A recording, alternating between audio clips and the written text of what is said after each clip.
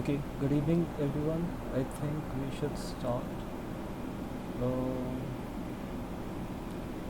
Okay, so first of all, just like last time, please try to be interactive and you should ask all your queries right now. Like this is like the best forum that we have for the course that is available. So don't hesitate to ask any question. And I hope I'm audible. If it's not clear, you can type in the chat box. Also, I think we'll start with some of the questions that were left last week. So I hope you were able to access the presentation for the last week that I put up in a Google Drive folder. I shared the link on WhatsApp, I guess. I hope everyone of you have gotten it. If not, just inform me.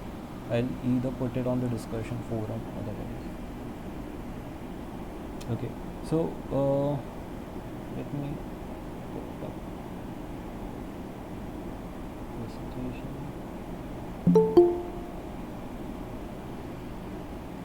Okay, so how many of you actually tried any of these questions, or do you want to ask specific questions from that? Like rather than going through each and every one of the questions, I think it would be better if we can like take specific queries.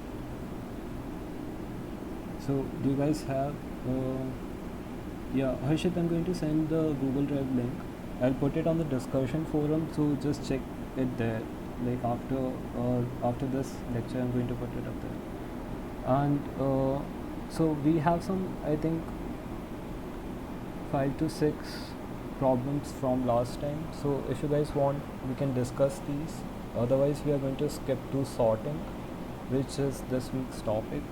That is itself going to take some time, so I don't want to waste too much time here. So if you guys have any specific question or any of the question that you are not able to figure out, you can ask here right now.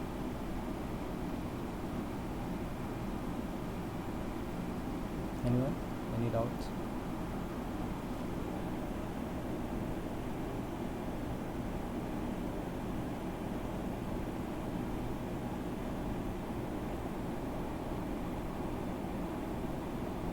Okay, fine. So in that case, I think we can skip to the sorting part.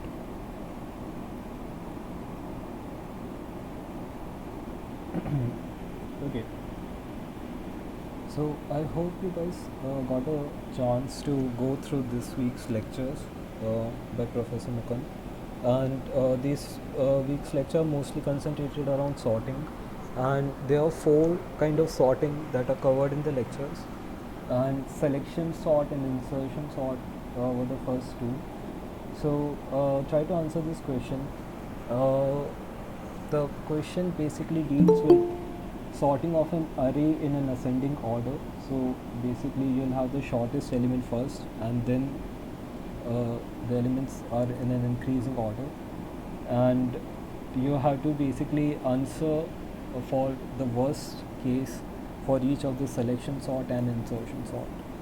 So before I actually tell you the solution, I want you to try this and guess which of the option is correct. So I'll give you some time for this.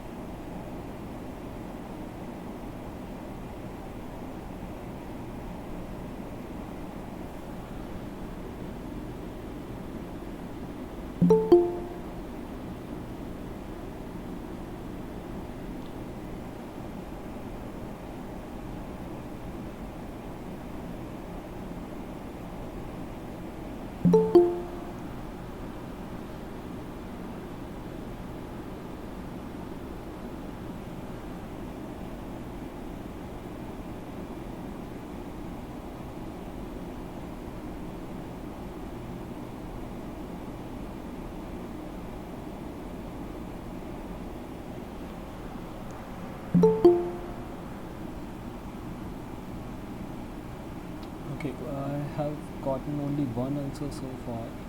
What about others? Do you want to take a guess?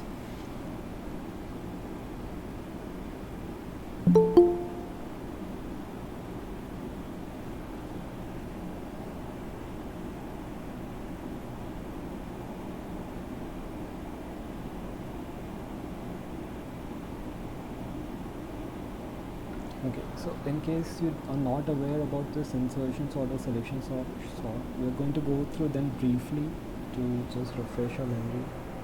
So what is selection sort? So basically sorting, first of all, is an algorithm that sorts a given list of numbers. So here you have 5 numbers, and sorting them would just mean to arrange them in an ascending or descending order. So if you have this kind of a list, what selection sort does is it finds the minimum element of this list here. So like for example 20, 12, 10, 15, 2. So here we know the smallest number is 2. So what it will do is it will find this 2, which is the first step, and then it will swap it on the index, the first index, and it will move 20 here. So in the first step what we get is we get the smallest value at this particular index.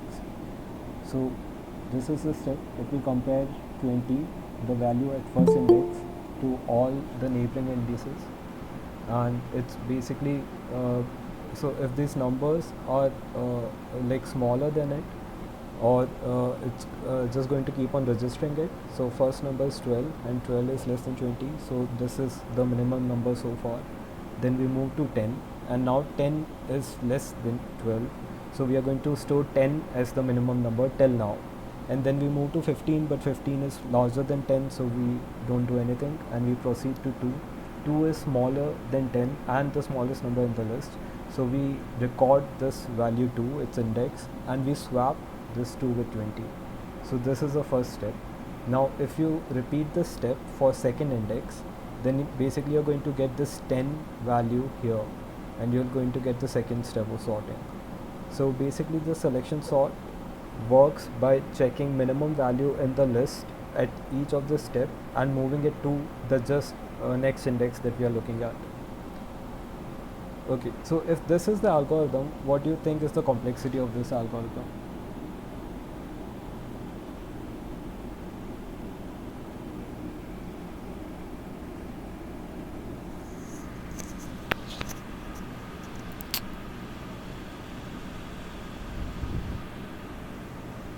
Okay. Others? Most of the answers are coming n square. Do others want to take a guess? You can also ask me if you did not understand the exact algorithm.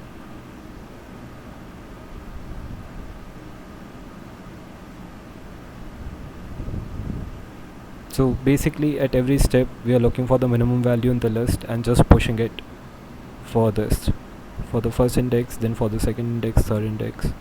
Now for, like, if you're thinking about complexity, think about in terms of, like, here there are n elements, which are 5 elements, and if we need to sort this list, what is the worst case of it? Like what is the worst possible number of computations we'll have to do, maximum possible computations. So for each of the step, like this is the first step of the algorithm, and it brings the minimum value 2 here to the forefront. And to do that, what you actually have to do is basically check the value in your first index, which was 20, against each of these values. So checking against each of these will require n comparison, or n minus 1 to be exact. And once you do these n minus comparison, you are able to basically tell what is the minimum value and what value should come here at the first index. So these order n comparison you have to do for each of these indices, and they are n in number. So your total time complexity comes out to be O n square. You have to do n computation n number of times, so n into n will become O n square. So that is the time complexity of this algorithm.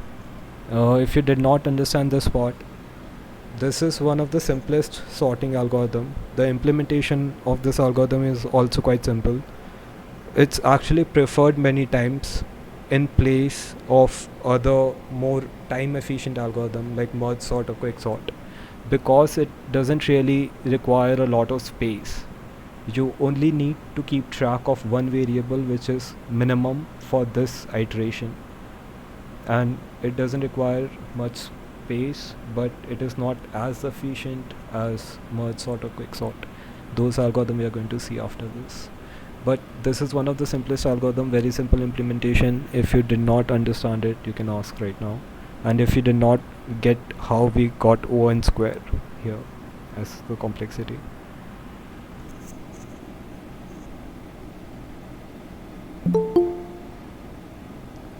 Okay, if that part is clear, then we move on to insertion sort. Here again we have an array, and as you can see it is unsorted, and we have to sort it. Now what insertion sort does is basically it will, so you have here the whole array. You start with the first index 6 here, alright. Now you have to basically what you do is move index by index, like the second index here 5, and we just fix its best position between 1 and 2. So if you see the first two elements 6 and 5, now in a sorted list 5 should come before 6. So as a first step we basically swap 5 and 6. So in this first step what we have done is we have ordered the first two indices correctly. So this is what we have done till now. Now we move to the third index, and in the third index what we see is the value of this third index is less than both 5 and 6. So we insert it at the current position, at the correct position, only with respect to these first three indices. Alright, so we move this 3 and we bring it forward. Now we keep on repeating this step, like now the next number is 1 and we know 1 is less than all of these 3, so we again move it to the forefront. Alright, and we'll keep on doing it for each of the number till we have sorted each of the numbers to the correct index. So like we have 7 here, and 7 should come between 6 and 8, so that is what we are going to do, put it between 7 and 8, between 6 and 8, and 2 will go here and 4 will come between 3 and 5.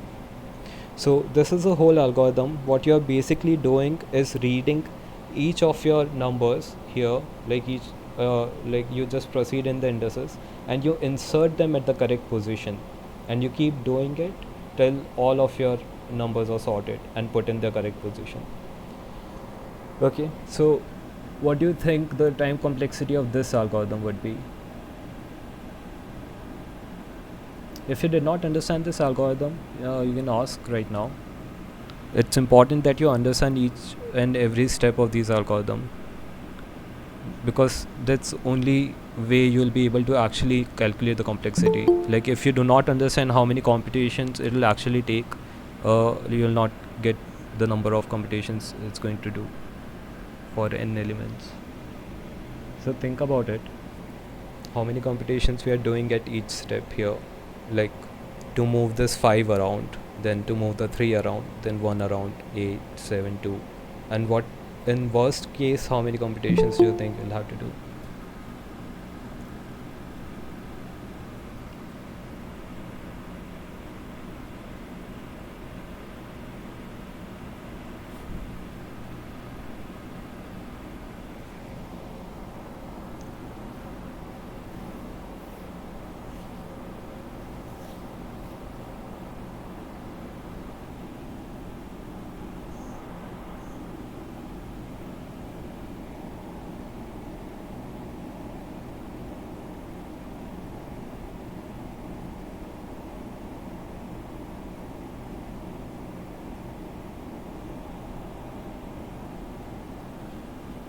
Okay, I've got a bunch of answers here, and most of them are O(n) square.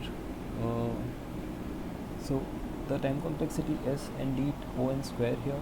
If you'll think about it, we are doing the same thing as we are doing in selection sort, which is at every step we take the next number, which we have here, and we check it against all of the numbers in front of it, and basically we are placing it in the right position. So in the worst case, we'll have to check one number against all the rest of the numbers, so that will be n minus 1 computation, and we'll have to do it n number of times, so the order will become that of n square. So insertion sort again has the same complexity as selection sort, but coming back to the initial question that we have, now you can try and solve this question. Now that you know what selection sort and insertion sort is, use your knowledge about selection sort, finding minimum at each step, and insertion sort, finding the right position for each of the number in the list. So with these two algorithms, what do you think would be worst case for each of the algorithm? If we are trying to sort them in an ascending order and we are giving a descending order, then what do you think, how many computations will selection sort have to do?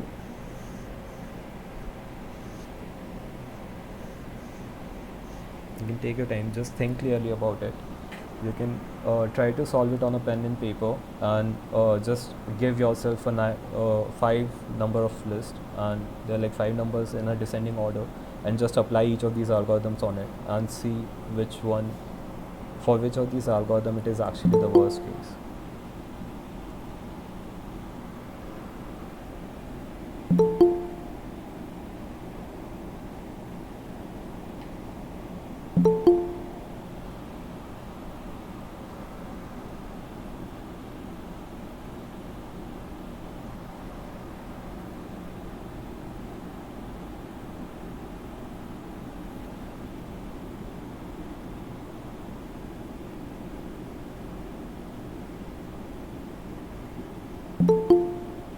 I'm seeing only few people answering it. I want answers from maximum of you. Unless you are not clear about something, then you should definitely ask. And don't worry about being wrong. Like, the attempt is more important than being right or wrong.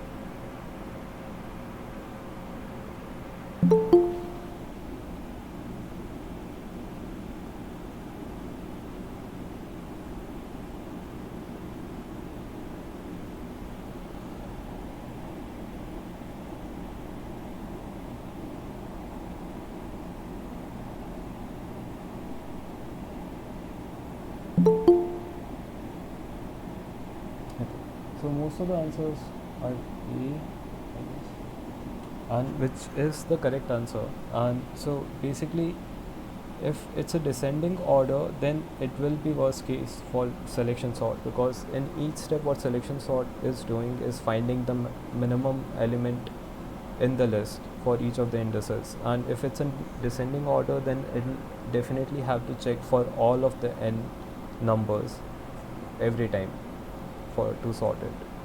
But if you will so and but the same case is true for ascending order also in case of selection sort. So if you'll take an ascending ordered list, then also you have to find the same minimum number of elements each of the time and check it against all of the n elements.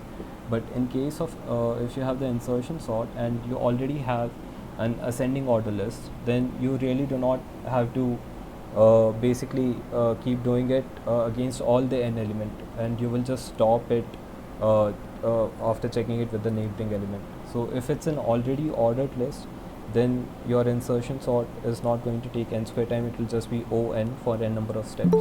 And in case of selection sort, you'll get n square, doesn't matter if it's an ascending order or descending order list.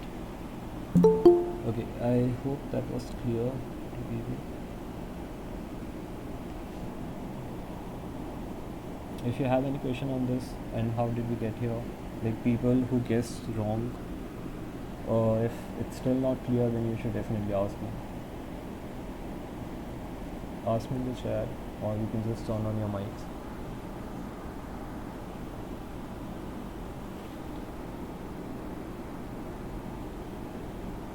Okay. Moving on.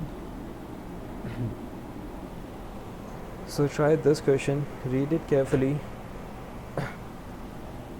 So basically, we in the four options you are given four ways to sort these arrays, and you have to basically just see which one would be the most efficient algorithm of these options.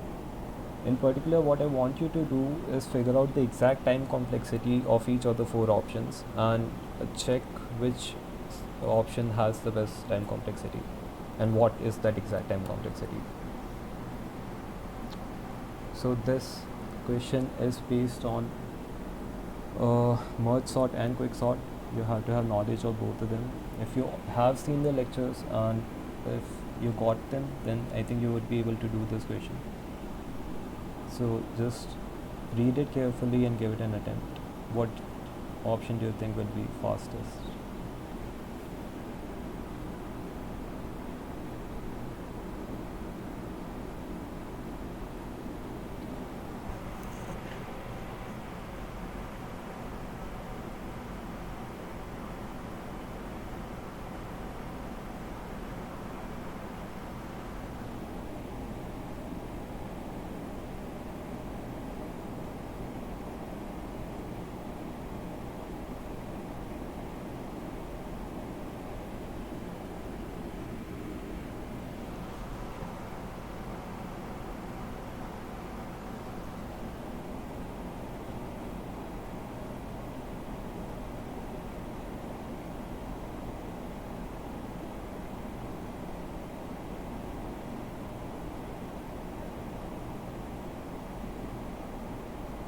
Sir, what do you mean by asymptotically?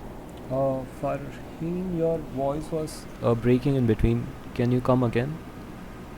Or you can type in the chat.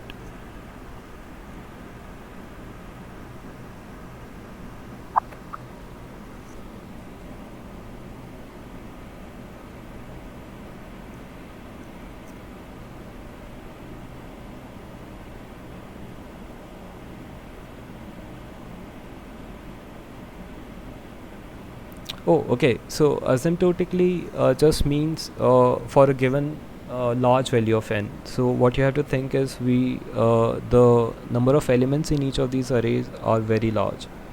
So or basically you have to think about it in terms of worst case complexity. So if we are doing each of these steps, and for each of these steps, A and B can take different forms, like an ascending order, descending order list. But what you have to really think about in terms of complexity is what would be the worst case complexity of each of these steps. Yeah, I hope it's clear.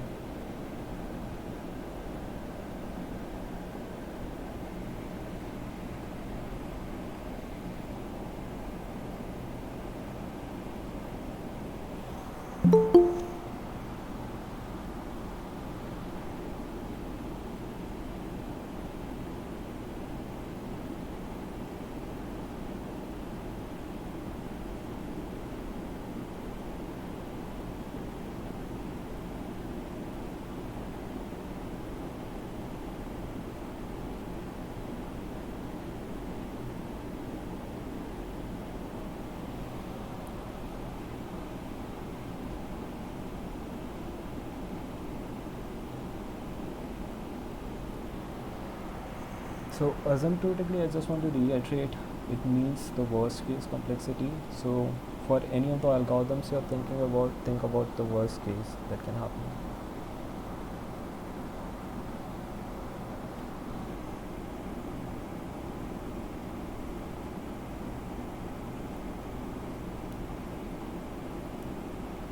Okay.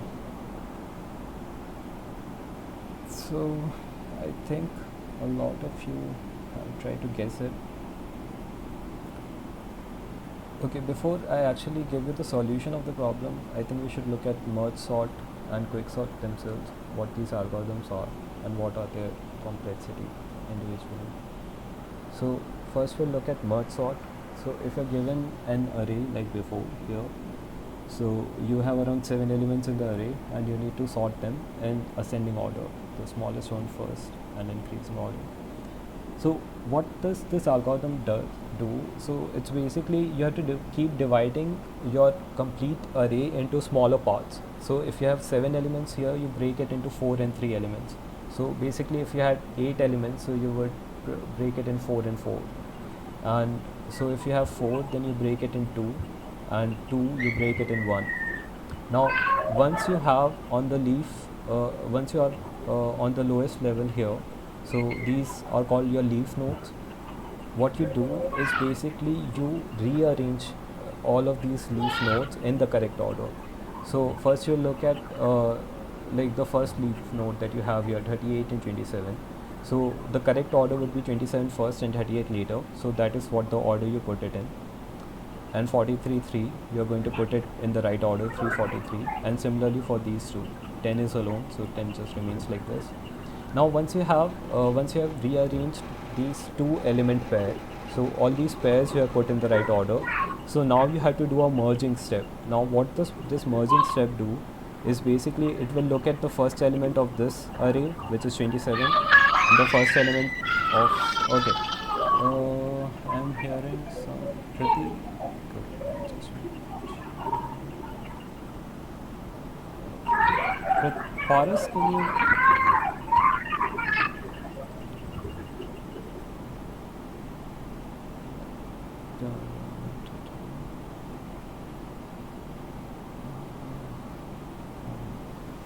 okay, sorry for that. So basically the merging step is looking at first element of each of these array and comparing them. So you'll compare 3 and 27. So 3 is smaller, so you put 3 here. Now the next one is 43. You compare 27 and 43, and 27 is smaller, you put 27 here.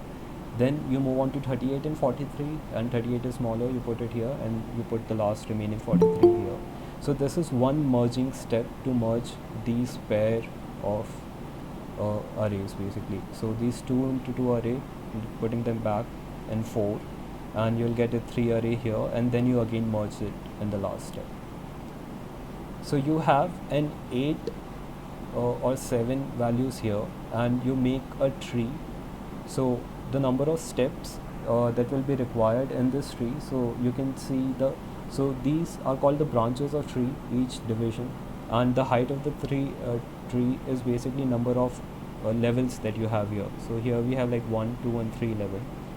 So what I want you to do is just think about how many computations this whole sorting thing require and how many steps you would have to do.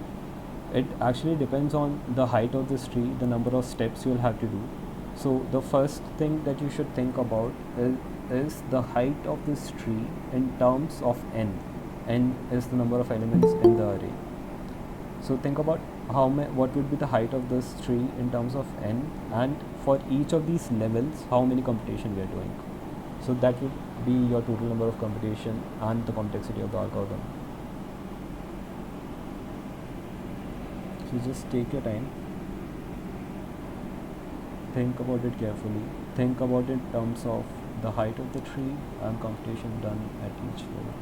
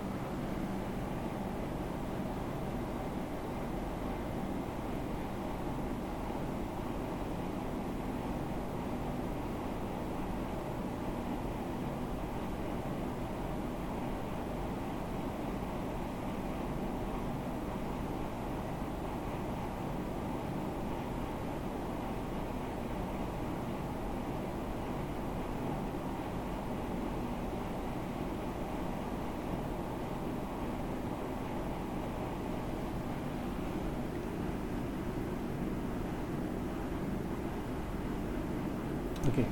Uh, First, tell me what would be the height of this tree?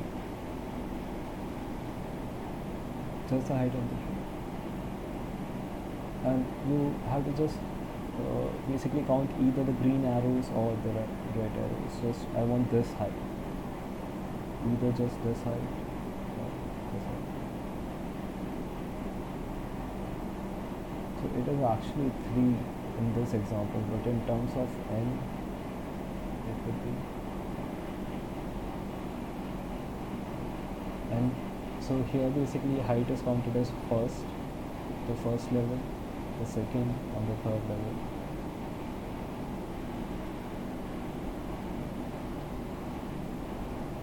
And n are the number of elements here.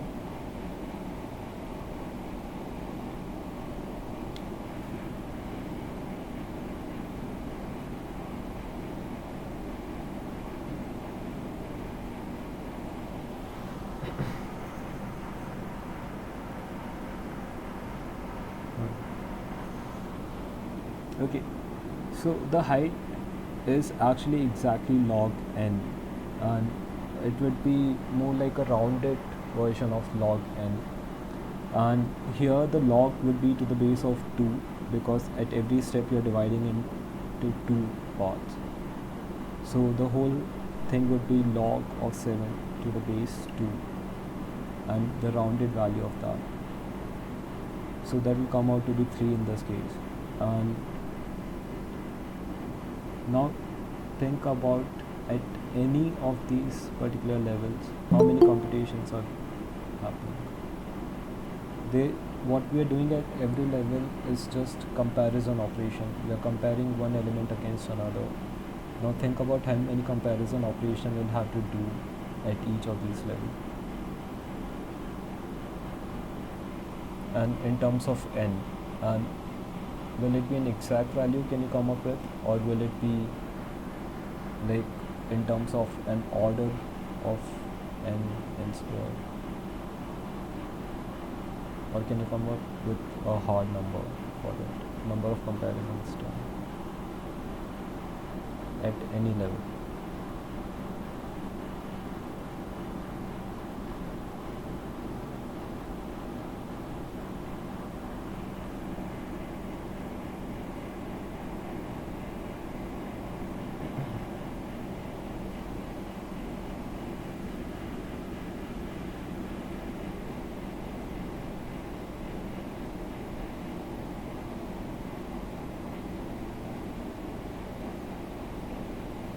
Yeah, as some of you are saying they are exactly in comparison, how can you think about it is one way is that, so let's talk about this particular level.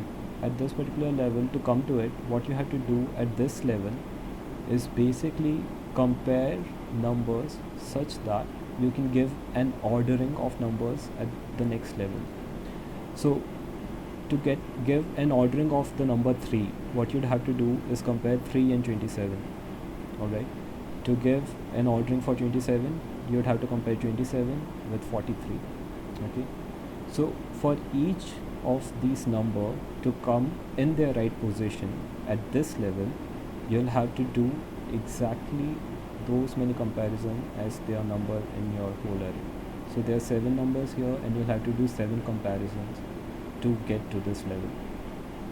And once you move from this level to the next level, you'll again have to do exactly 7 comparisons. So at each level you're doing n comparison, and there are log n number of levels. So merge sort will do exactly n log n computations, and it is deterministic.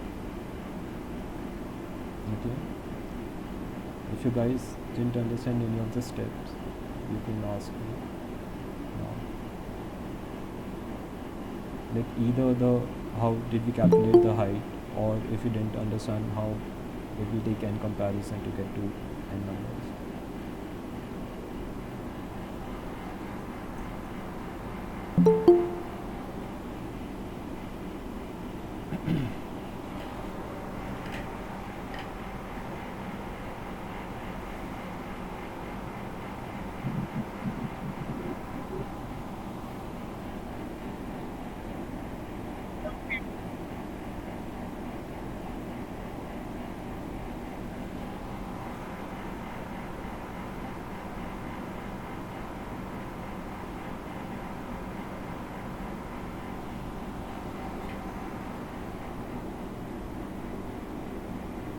Okay, if you do not have any more questions, we'll move to the next algorithm. The complexity of this is 1 log n. Next one is quick sort. This one is little tricky, so just pay close attention. This is the same array that we have before for insertion sort. Okay, so what we do in quick sort is one important step of it is selection of a pivot. Alright, so let's say you have this array and and the pivot is selected randomly in quick sort. I'll tell you what the exact function of a pivot is. So let's say we put this 3 as pivot, and what does pivot exactly mean is just that we are going to look at the two sides of this pivot 3. So the two sides are left side, which has 6 and 5, and the right side, which has 1, 8, 7, 2 and 4. Now one step of quicksort is to arrange the numbers around 3 such that all the numbers which are less than 3 come to the left side of 3, and all the numbers which are on the right side which are greater than 3 come on the right side. Alright, so if we, for the first step, if we have 3 as a number, as a pivot chosen, then we are going to compare numbers on either side of 3, and we are going to rearrange them such that numbers less than 3, which are 1 and 2 come on the left side, and numbers which are greater than 3, which are 6 and 5, come to the right side of 3. What happens with this is at every step your chosen pivot, so if you have chosen 3 as pivot, it will come at its right location basically. So if in the sorted index, in the sorted array, your position of 3 should be on the third index, then that is what you get, and then you do not have to move 3 around anymore. So let's look at the first step of this algorithm. So you have chosen basically 3 as your pivot. Now you have 2 pointers that are going to compare value with respect to 3. So your first value is 6. Now 6 is actually greater than 3, and because it is greater, it should be on the right side of 3. Okay, now 4, the first value here that was taken, so that is actually, so we start with these two values, 6 and 4. Now 4 is greater than 3, so it should be on the right side of 3 where it is. So we are going to just let it be there, and we move the pointer to the next value, which is 2 here. Okay, so now we see that 2 is actually less than 3, so 2 should be on the left side and 6 should be on the right side. You get it? So what we are doing on the left side, all the numbers which are less than 3, on the right side all the numbers which are greater than 3. 6 should be on the right side and 2 should be on the left side, but they are inverted right now, so we are going to swap them.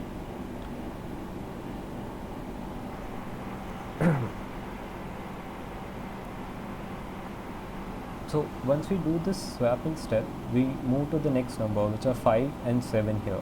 Okay, and we do the same check again.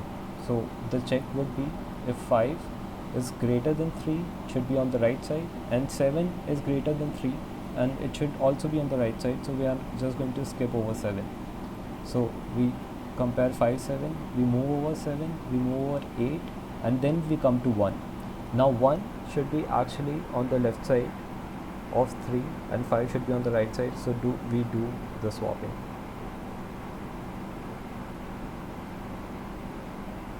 Okay, and this is your first step of quicksort. With this step, what you have done is basically you have brought all the numbers which are less than 3 on the left side and greater numbers on the right side. So if anything is not clear about this first step, before moving on, just take a pause, think about what just happened, what is a pivot, what is the role of the pivot, and what do we have to do in each step of a quicksort algorithm. Because if so, this, when I ask you about complexity, this will be like one step, and you have to compute number of computations that will happen on this step. So how we will reach to the complexity numbers, you see, for that you have to understand basically how computations are happening.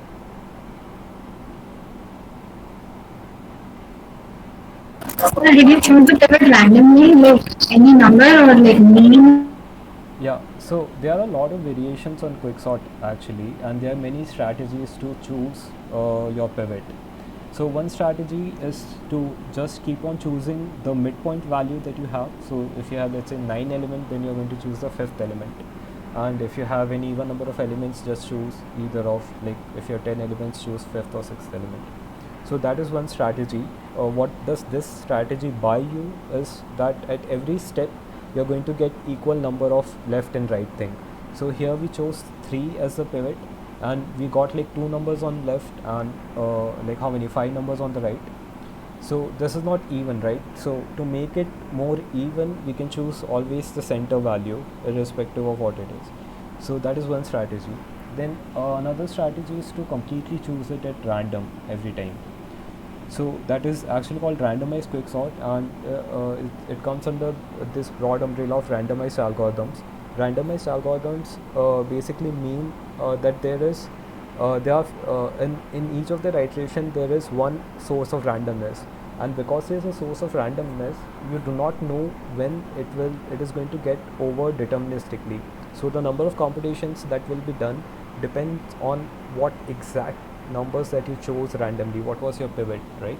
So the complexity that you see here, we have worst case and average. Okay, so the problem in quicksort is because it is not a deterministic algorithm, so we have to basically compute the complexity in two manners.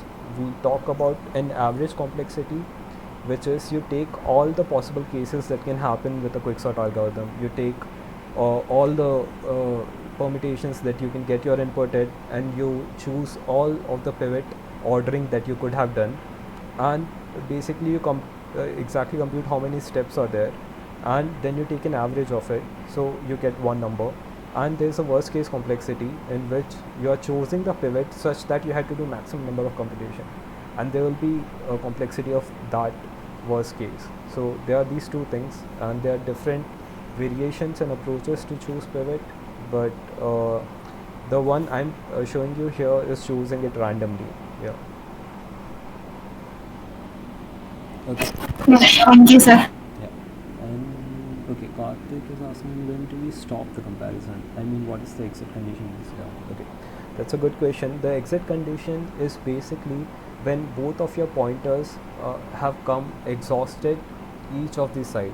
So if you have no more elements left on the left side to compare, and you do not have any more elements on the right side to compare, so that is, you stop the step there. So you have basically compared all the numbers around 3. So you have so there are no numbers left which are greater than 3 and on the wrong side, or less than 3 and on the wrong side. So you have achieved an order such that all the numbers less than 3 are on the left side and greater than 3 others, and that will happen when these two pointers value that you are seeing here. So if you see from the starting, they are moving inwards. So this pointer is coming this side, and the right pointer is coming towards left side. And when they overlap at this 3 value, right? So once they overlap, that is your end of the step. So you have done all the comparisons that you needed for this pivot 3, and now you can choose. Now it's time to choose another pivot. So this is the first step. Before we move into it, any other questions that you have? This is actually one of the most complicated sorting algorithm, and even the analysis, the complexity analysis is very it's quite involved. But so you should really ask questions on this if you have. And I wanted to give more time to this algorithm because others are pretty straightforward, but this one is a little tricky. So if you do not understand it, don't hesitate at all.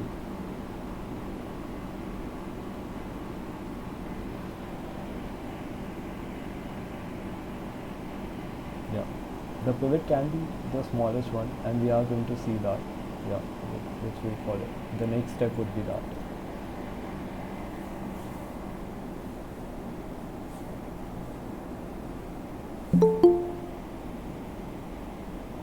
Okay, so once we have this step, what happens is we have chosen this pivot 3, and around this pivot now we have two arrays.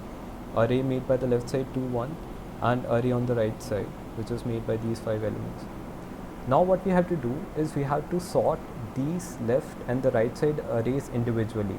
Alright, And to sort them, we are going to do the same thing that we did in the first step, which will be to choose a pivot. So we have to choose a pivot for the left array and choose a pivot for the right array, and we have to do them individually. So this is an example of a recursive algorithm like merge sort. So where you apply the same step of the algorithm to these arrays now.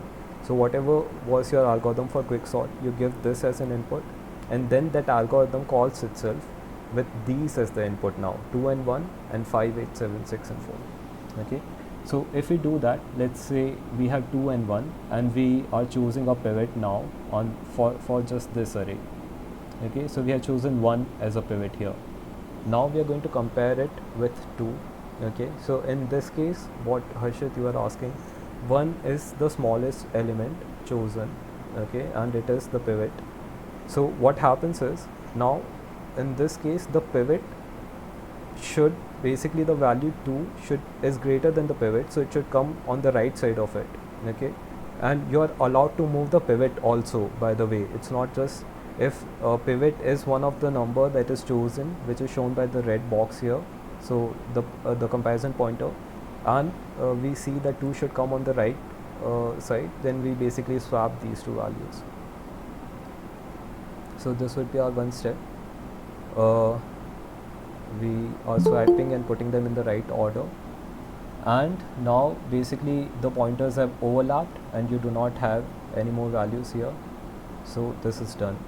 And for this, if you now choose 2 as the thing, you see that 2 is actually, there are no more elements left to compare to 2, and if you swipe them, there is nothing that is remaining, so you can just put them as this fixed order. So in this, till this step, what we have done is we have arranged value around 3, which was our first step.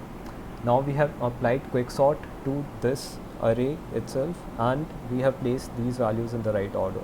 And for the next step, we are going to move towards do the same thing for this array on the right side. So if it's not clear till now, like, just ask me any questions that you might have if this step. Okay, so Garima, we will change the pivot only for each of these steps. So for the first step of our algorithm, we had to take one pivot and we arranged values around it, which was 3. Now we got basically 2 array on left and the right side, so we are going to choose pivot for each of these arrays. So whenever we have to do a sorting step, we are going to choose a new pivot basically. So the pivot will switch every time we have arranged all the elements with respect to the previous pivot.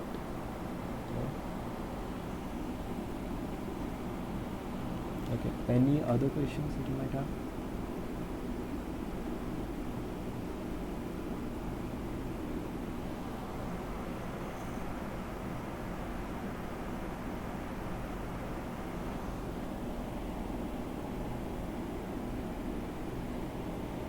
Okay, so now for the third step, we have to just apply the quicksort algorithm again, but this time to the array on the right side. Now let's say we have taken 4 as the pivot, which is again the same case. We have chosen a pivot which is smallest in the value here. Now there are no more elements on the right of this pivot, so we are just going to compare the pivot value itself, 4, with values on the left of it. Now the values on the left of it should be less than the pivot value itself. Now the first element we see is 5, which is greater than 4. It should be on the right side. So to get it on the right side, we are going to swap it. Okay, so this is one step. The pivot itself has moved, and now we are going to move the pivot value to this. So to the pointer values, the pivot still remains as 4. The comparison pointers moved inward. Okay, now we are comparing 6 and 8, and we are checking if these values are basically both greater than 4, and they are on the right side, so they do qualify the situation. So we are not going to do anything. We are going to move the pivot. We again see that these values are greater than 4 and on the right side, which is the correct side. So we are going to stop our algorithm here. We have compared against all of the numbers. Okay, so now we are going to do again quicksort on the remaining array here. We are going to choose a pivot and we are going to basically arrange values around it. So any question at this step or any of the before step, or if you do not know what is going on, anything you can ask me. We can begin it from scratch if you need it. Like, it's crucial that you understand this algorithm, because if you understand this one, like, you'll get a lot of other things in the course, like this type of complexity, it will keep occurring again and again, so it's better that you face it here. Okay, in case any questions, then I'll just show you quickly the rest of the step. 6 as pivot, 5 and 8 we have to swap them, they are on the wrong sides, so that is what we're going to do.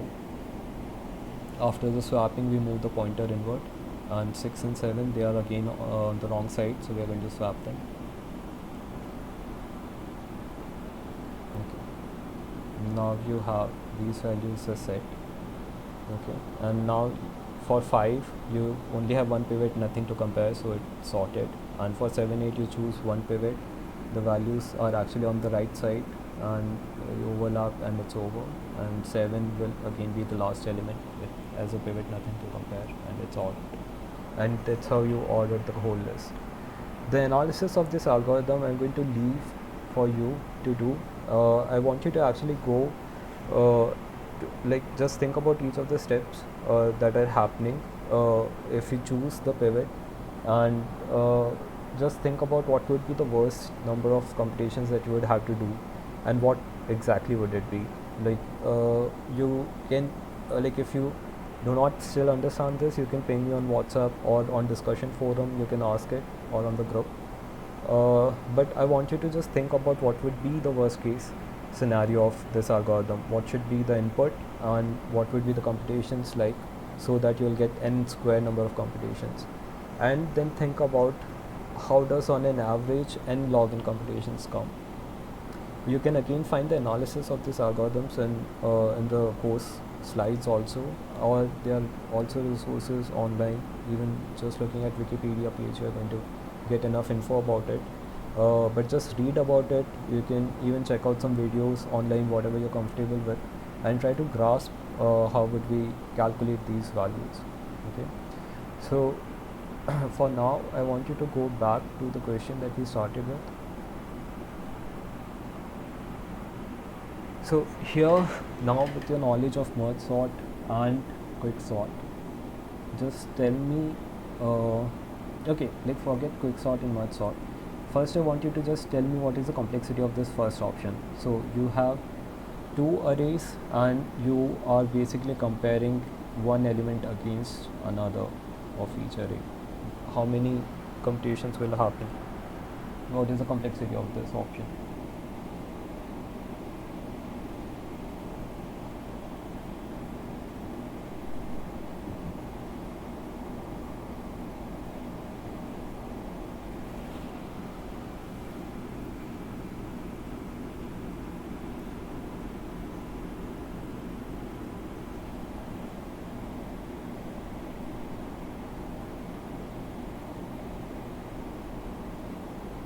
I'm seeing very few answers, which is a little worrisome, because it's a very straightforward question. I hope you understood and it's too simple, rather than you don't have any clue what's going on. If you are not understanding, seriously, just ask. That is the whole purpose of these sessions.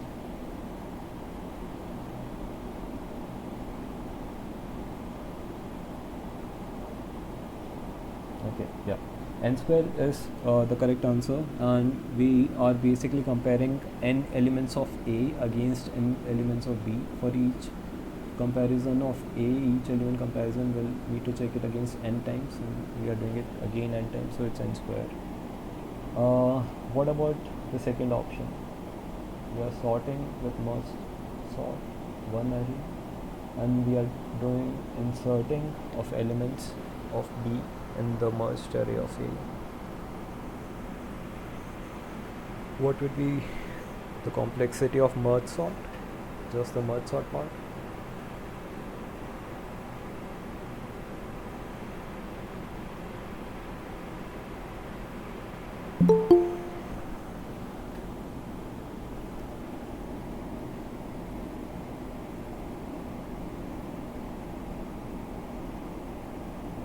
Okay,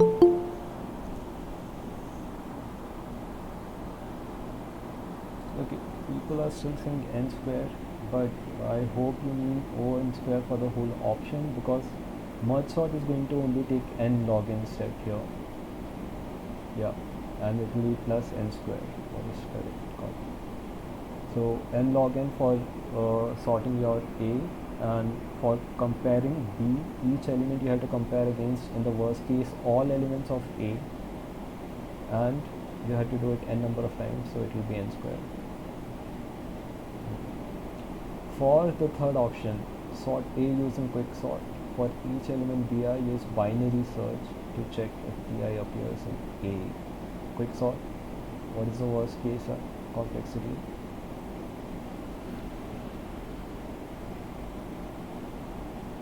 We just saw that in the last slide.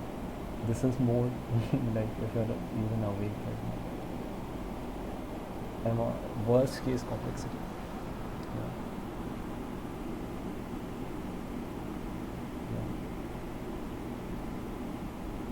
Yeah, it is n square, worst case complexity. What about for each element BI, we are doing a binary search.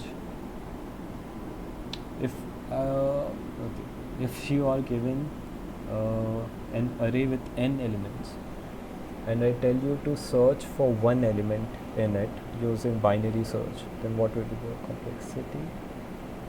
Yeah, log n. Okay. Now for all the elements of BI, you have to do n log n. So again, your worst case complexity becomes n square plus n log n, not log n. So log n would be for one element of BI, and you are doing it for n element of B. So it will be n log n. The whole option would be n square for quicksort, worst case, and n log n for binary search of each element. Okay. Last option, A and B merge sort, then merging A and B to check duplicates. What will be each merge sort step for A and B? What is the complexity, worst case, for each A and B?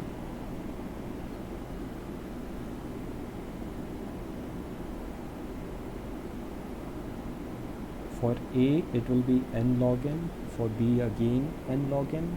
So total 2 n log n step. Then what would be this step? This merging A and B to check for duplicates. If you are merging two elements, each of size n, then how many comparisons we have to do?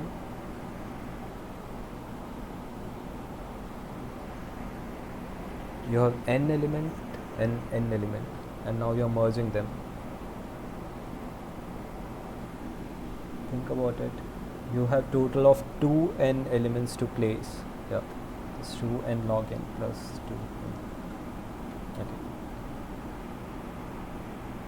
So basically, the most efficient algorithm here is the last step.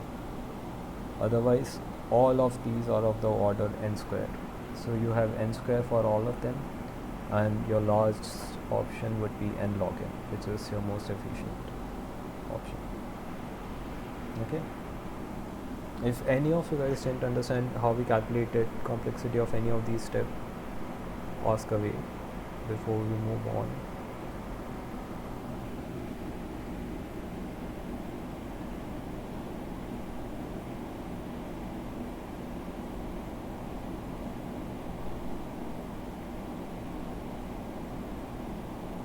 Okay, if it's clear, then we'll go to the last problem of the evening.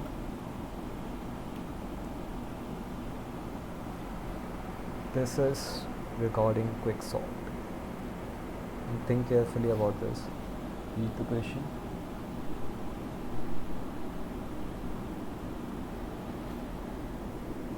You have to check for the worst case for quicksort.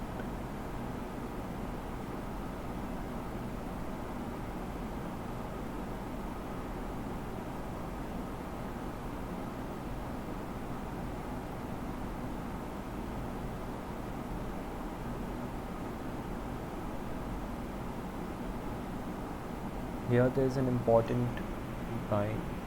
which is how we are choosing the pivot. We always choose the last element in the array as pivot.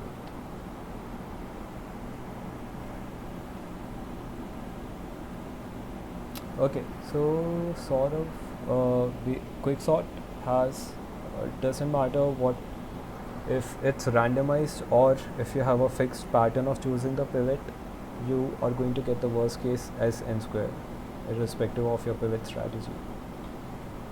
And the average value would be n log n. So worst case will be n square, yeah, irrespective of how you're choosing your pivot. Because how you can think about this is, it doesn't matter how you're choosing the pivot. I can just randomize or permute the places such that you get the worst case, right?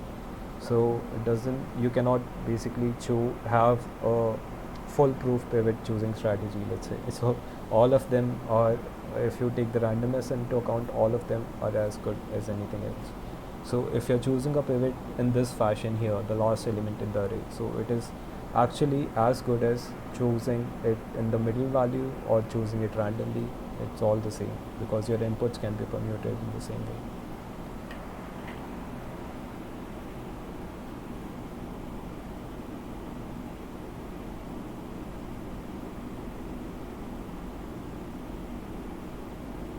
If you think about it, we are choosing last element all the time.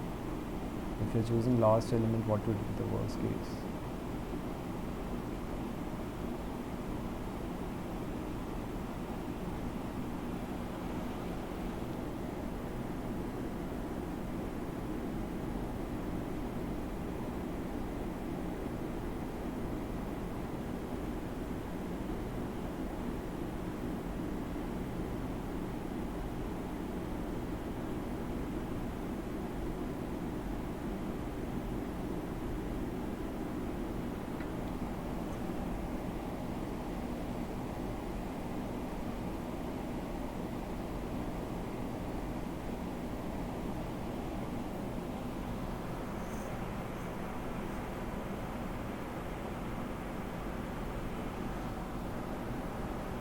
Okay, let's look at the answer.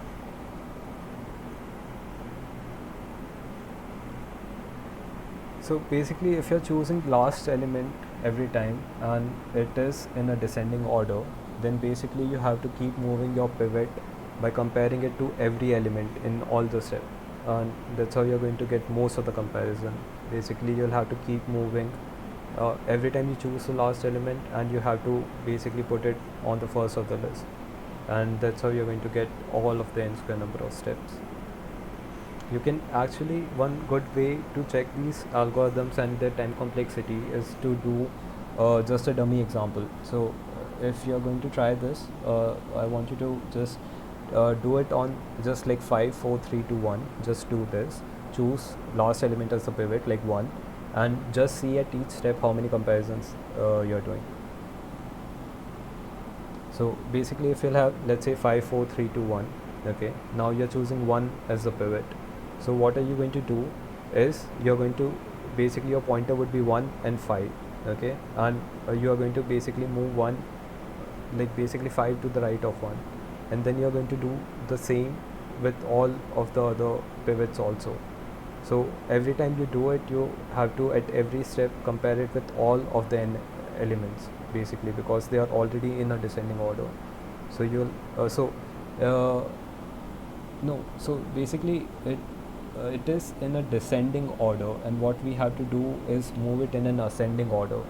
So it is not already sorted. So okay, it is. So, but it's mentioned that we want to sort the array in descending order. Yes, sir. It's already sorted. um, okay, just give me a second.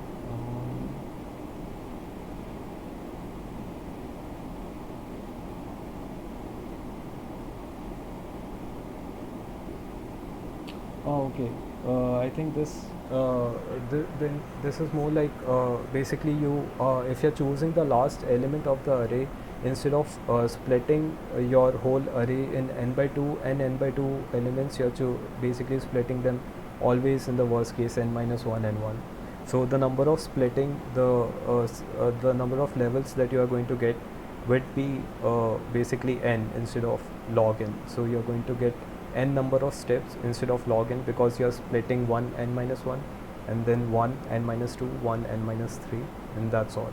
So on one side you'll always have one element and rest of the n elements would be there. Yeah. Sorry for the confusion. I thought you were trying to sort them in an ascending order, but I think the answer would still remain the same even if it was ascending order. Basically the whole concept is that you are, instead of splitting them into equal, like the strategy that we talked about of taking midpoint as a pivot, you are taking the last as a pivot. And if you're always taking last as a pivot, then in an ascended or descended order list, you are going to split them unequally over time. Yeah. Yeah. Okay. Yeah, so it will recurse n number of times, like it will call itself n number of times, because we at every step we are only practically sorting the last element, you see, and because we are at every step we are sorting one element, which is the last element, and we have to sort n number of elements, so we are going to call it n number of times, and it will compare n number of elements each in each of the steps, so it will be O n square. Yeah.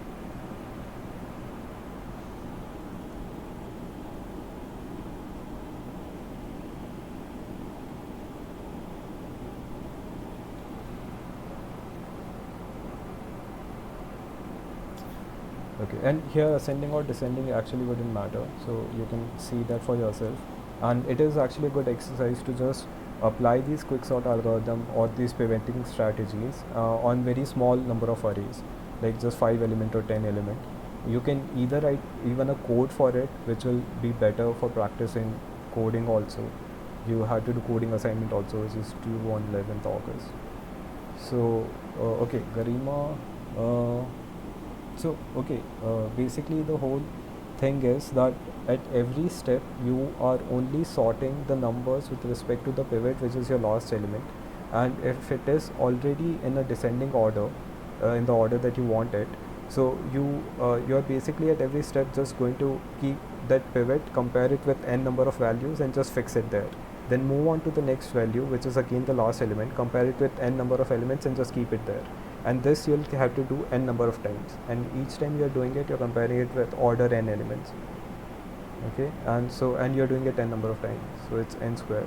If you were choosing, let's say, some pivot in middle, then what would happen is when you're comparing, you're doing n number of comparison, then more number of values are getting sorted. It's not just this one element that is getting sorted.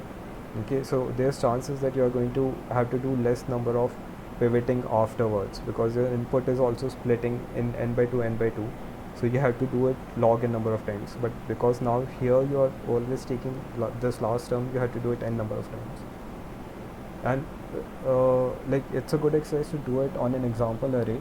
Just do it on an array of 5 elements or 10 elements and see for yourself how many steps you are getting if you would have chosen the middle element versus when you're choosing like last or first elements as pivot, and just work it out in basically this thing. And okay, so again the best case is not when the pivot is in the middle, it is only the best case for this particular example when you have descending or ascending order. But if you just say that I have a random input of array, then you say that pivot in the middle is the best one. No, if it's a random or it's basically randomized list, then choosing a pivot in the middle is as good as choosing it in the last or first. But if you have already a descending or ascending order list, then choosing middle is best as opposed to first or last.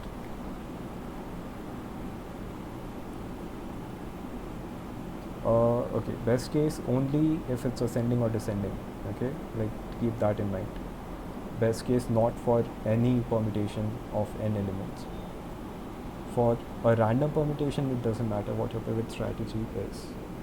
Yeah. And just work out some examples. Just sort some descending or ascending order list and see how many steps you're doing. And you can. It's better to do it on a pen and paper for your understanding, and then code it. And for each of the computation step, keep increasing and counter, okay, and just print that counter value in the end so you know how many steps it actually took, okay. So that way you'll actually get a hang of how these sorting algorithms are implemented, and you'll also get a more concrete understanding of how many computations each of the possibilities can take. Yeah. Okay. Okay, the group drive links I'm going to share on the discussion forum and the WhatsApp group again, and you can check out these slides, and the recording of these sessions also are available on YouTube, and also the video file is in the directory that I'm going to share, so you can check it there also. Yeah. No, there is no faster method for than nlogin for sorting. Your merge sort or quick sort, they give you best case complexities of nlogin, and you can't go any faster than that. Yeah. That is the bound for sorting. Okay. Any other questions, queries? We'll end the session here.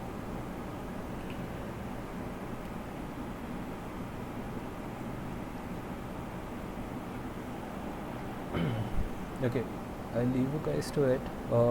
Check out these slides, and any questions that you might have, you can post it on discussion forum, and do submit your assignments, like both your quizzes and the programming assignments that you have. And if you have any problem summation or anything, you can ping the TAs on discussion forum and WhatsApp group, but make sure that you do timely summation, and it will be a fun exercise to code those things. Like quizzes and these parts are just theory, but the real fun is in actually coding your problems and passing those test cases. So do that, and you still have time till submission. It's on 11th August. So if you haven't submitted already, submit that assignment. The discussion forum link you actually will just find on the NPTEL course. If you will see, I think there's a tab on the top of the page which is discussions or ask a question. Either of these two headings would be there, so you can check with that. When you click on it, you'll it is basically a link to a Google group, so that is what you're going to find under there, and you can check previous posts on it, or if you have any new questions, you can ask there. There are other TAs also apart from me, both on the group and on the discussion forum, so there are plenty of TAs, and you should actually make good use of it. If you have any questions, clarifications, you should keep asking rather than keeping to yourself. Yeah. Okay. WhatsApp group is there. I'm going to share it again on the discussion forum. Yeah, I'll share all the links, don't worry. By tonight you'll get them. Okay. Thank you guys, it was good.